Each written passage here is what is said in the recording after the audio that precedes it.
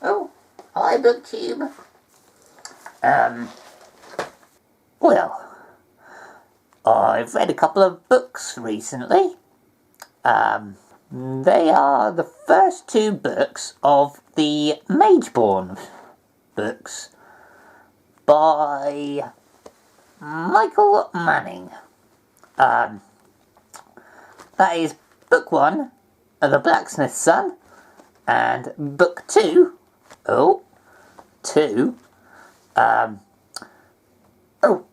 was it? Oh, The Line of Illeniel.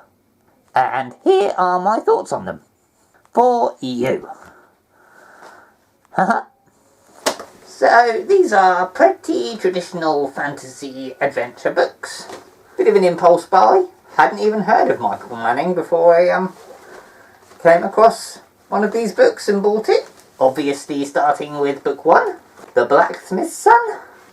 And it is for the most part a first-person narrative. Don't really have views on that either way.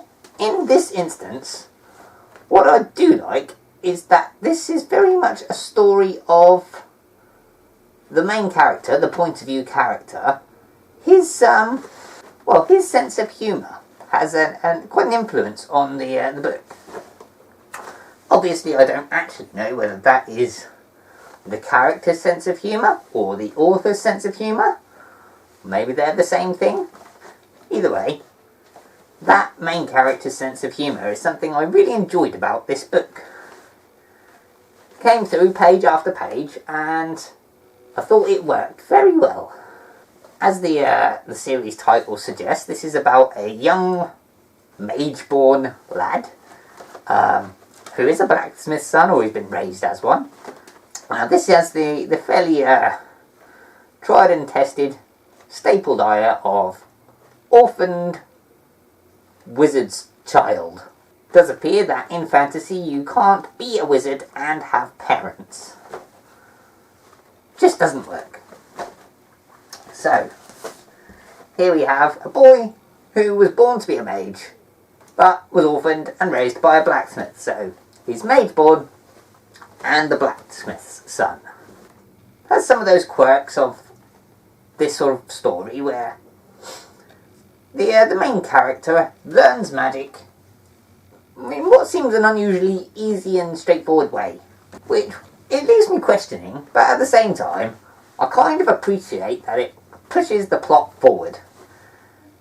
Okay, in reality it might take years for a young wizard to learn magic. That would make a boring book. So, just sort of magically learning it works for me. It is magic after all. Huh? And most of the other characters in this book are all quite likeable. The almost compulsory love interest in the book is... well, actually that's somewhat clumsily done, but... again, I didn't mind it. And because it's told from a largely first-person perspective, I think part of the reason it seems clumsily told is because the main character is so oblivious to everything. Which again kind of worked. I was really quite enjoying this book, to the extent that I was probably only halfway through book 1 when I purchased book 2. Yay! Throws around some good political intrigue mixed with a bit of action here and there, all working quite enjoyably.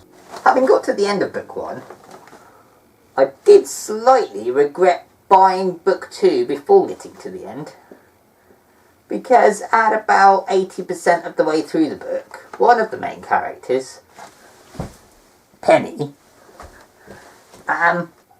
seems to go a bit crazy. She makes a lot of decisions that just weren't really justifiable. All got a bit ridiculous and kind of ruined the story for me. All seem very out of character.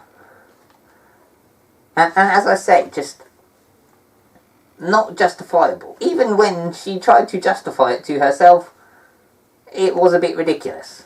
But, having already bought book 2, I continued to read. So on to The Line of Illeniel. Well, Penny's character all round is a bit... Throughout the story, or stories, she seems to be a character that perhaps should have been more than one character. Too many different things mashed into one. She starts off as the ill-educated castle maid, sweeping the floors, from which she seamlessly transitions to a highly educated court lady, which, I can go along with. Then she goes crazy, then regains some sanity, falls back into being a court lady. Then in book 2 somewhere, she becomes a terrifying warrior, out of nowhere. Again, a little bit odd. Yeah, in fact, it's probably Penny's character throughout that gave me a lot of doubts about this book.